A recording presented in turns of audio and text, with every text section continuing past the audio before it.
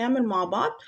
هنحول جبنة، يعني معظم اللي مش بيحبها هيحبها بالنكهة الجديدة اللي احنا هنحطها. خليكم معايا في الفيديو وشوفوا من اوله لاخره، وشوفوا هنعمل الجبنة الجميلة دي ازاي، اللي هي طعم ميكس كده بين الجبنة الرومي مع الشيدر مع الفلامنك. جميلة جدا وهتعجبكم وهتعجب ولادكم.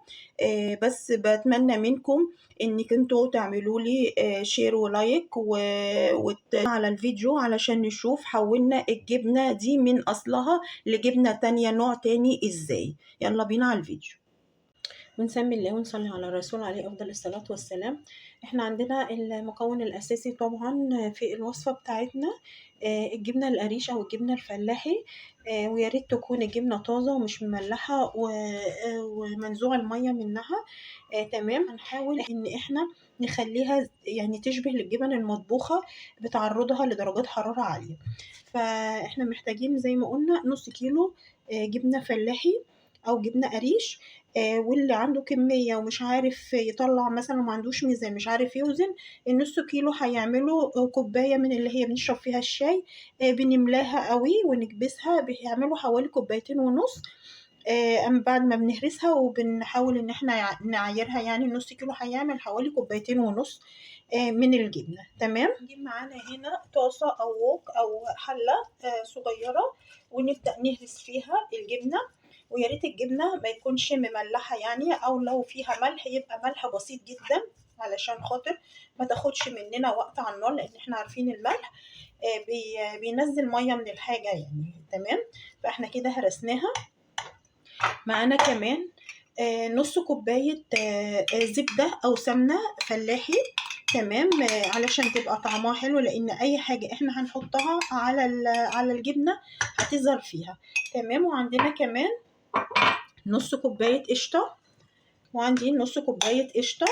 والقشطة يا إما وش اللبن يا إما قشطة اللي هي المعلبة، على حسب رغبتك أو على حسب إمكانياتك أو على حسب الموجود عندك. تمام. انا خلاص حطيت كل المكونات على النار على بعض، وحطيتها على النار، واخلي النار متوسطة، وهبدأ ان انا ادمج المكونات مع بعض، وافضل اقلب فيهم لغاية ما الجبنة تسيل معايا. تمام. زي ما احنا شايفين كده الجبنة سالت خالص. ففي المرحلة دي بقى هاخدها واضربها في الكبة عشان تسهل عليا الخطوة اللي بعد كده.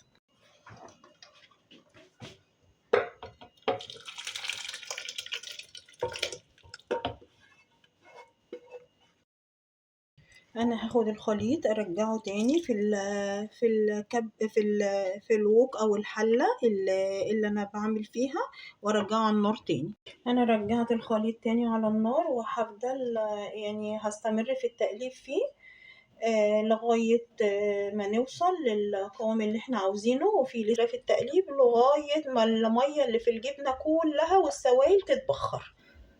أنا في المرحلة دي هجيب بولة صغيرة أو كوباية صغيرة فيها حوالي معلقتين كبار مية من الحنفية عاديين، وأحط فيها معلقة صغيرة ملح ليمون ممسوحة، وهبدأ إن أنا أقلبها لغاية معلقة بيكربونات الصوديوم واحطها عليه. فطبعا الكربونات لما بيتحط على ملح الليمون بيحصل عملية فوران، لأن هما الاتنين لما بيتفاعلوا مع بعض بيكونوا مادة تالتة خالص.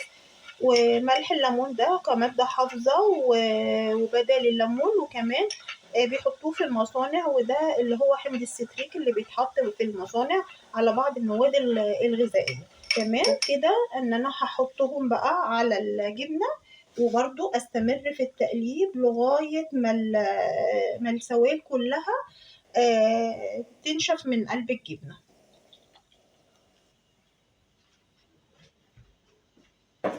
زي ما احنا شايفين كده الفوران اللي حصل للجبنة ده عادي، ما فيهوش اي مشكلة. هنستمر في التقليب لغاية ما السوائل كلها تنشف منها وتدينا بس اللي هي المادة بتاعة الجبنة او الكتلة بتاعة الجبنة بس اللي احنا هنستخدمها. في المرحلة دي بقى هنبدأ إن إحنا علشان ناكلها أول ما تبرد أو أول ما تقعد ساعتين 3 في التلاجة وعايزينها تتماسك، بنجيب كمية جبنة تركي أو جبنة رومي وبنحطها أقل حاجة مثلا 8 كيلو، أو ممكن تحطي أكتر من كده بس أقل حاجة 8 كيلو.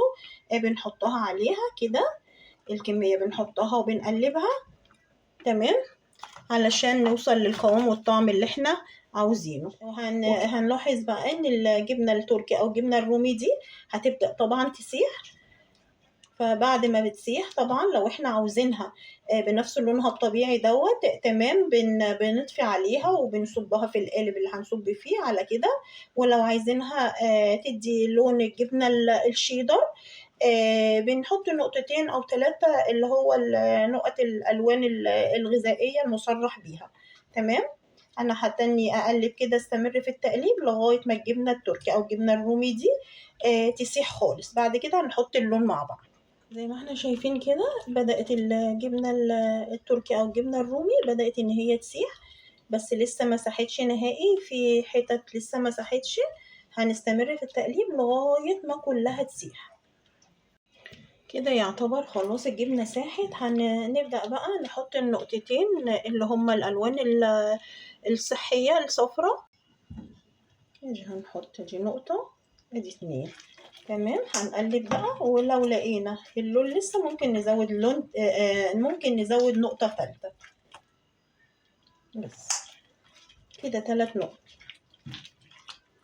خلاص احنا هنطفي عليها وهنكون مجهزين بولة أو علبة يا إما ندهنها بدهنة زيت بسيطة يا إما نحط فيها كيس تلاجة نفرده فيها أو اللي هو الاسترتش تمام.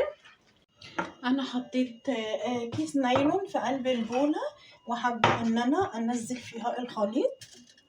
نساوي الوش بقى بتاعها ونسيبها بس تهدى شوية وبعدين نحطها. يعني لو عاملاها من بالليل تحطيها من بالليل للصبح في التلاجة، ولو من الصبح يبقى من الصبح بالليل، ولو مستعجلة عليها تحطيها 2 أو 3 في قلب الفريزر تمام. فاحنا هنسيبها تهدى وبعد كده هنشيلها في التلاجة لغاية ما تتماسك وبعد كده نشوفها مع بعض النتيجة. انا كده طلعت الجبنة من التلاجة. انا خليتها ليلة كاملة، انا عملتها امبارح بالليل وحطيتها في التلاجة على الرف وطلعتها الصبح. هنطلعها دلوقتي مع بعض ونحطها ونقلبها من القالب اللي احنا حطيناه فيها او البولة اللي احنا حطيناها فيها ونقطعها مع بعض.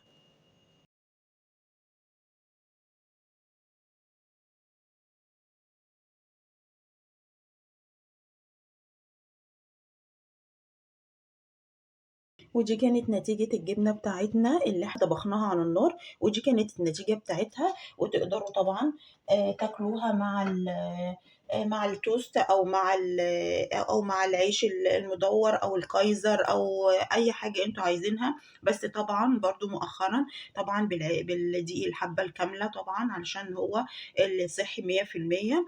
وبرضو كل واحد حر على حسب ما بيرتاح في ايه او امكانياته ايه. وطبعا الجبنة ولا أروع من كده، طعمها في منتهى الجمال. طعمها ميكس ما بين الجبنة التركي أو الرومي أو الشيدر أو الفلامنك، طعمها جميل جدا. وأحسن حاجة فيها إن هي طعم الجبنة الفلاحي أو الجبنة القريش منعدمة فيها خالص. يعني لو ولادك ما بيحبوهاش دي هياكلوها ولا هتبان خالص إن هي جبنة قريش. فهي دي كانت النتيجة بتاعتنا. عايزة أوريكم الجبنة لما حطيتها في الميكرويف. شايفين المطة بتاعتها وشايفين ساحتي ازاي. بس بساندوتش سخن قوي مش عارفة ان انا اعمله، فجميلة في الميكرويف وهتبقى حلوة قوي برضو لو حطيناها على البيتزا. شايفين المطة بتاعتها جميلة جدا، نتيجة جميلة ومبهرة. ولو عجبك الفيديو وعملتيه عجبتك الطريقة ما تنسينيش في اللايك والشير والسبسكرايب ودعوة حلوة من قلوبكم الجميلة. واشوفكم على خير في فيديو جديد مع ميس كوام. مع السلامة.